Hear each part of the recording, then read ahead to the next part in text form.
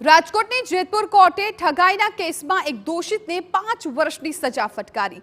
કોર્ટે દોષિત બકુલ પરમાર નામના શખ્સને છેતરપિંડીના કેસમાં 5 વર્ષની કેદની સજા અને દંડ પણ ફટકાર્યો।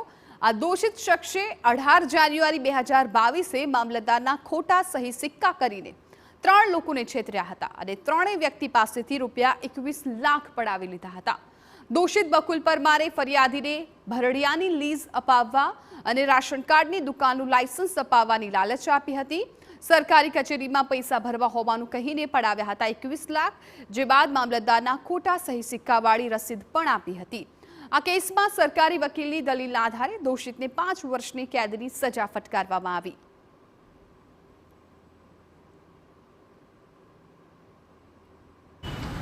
આ કામના આરોપીએ ફરિયાદી તથા શાહિદોને રેશન કાર્ડની દુકાન તથા ભરડિયાનું લાયસન્સ અપાવી દઈશ એવી લાલચ આપી મામલતદારના નકલી સહી સિક્કાવાળી નકલી રસીદો તેમજ ચલનો આપી આ કેસ નામદાર કોર્ટમાં ચાલી જતા નામદાર કોર્ટે પરેલ પુરાવાના આધારે આ કામના આરોપીને 5 વર્ષની સજા તેમજ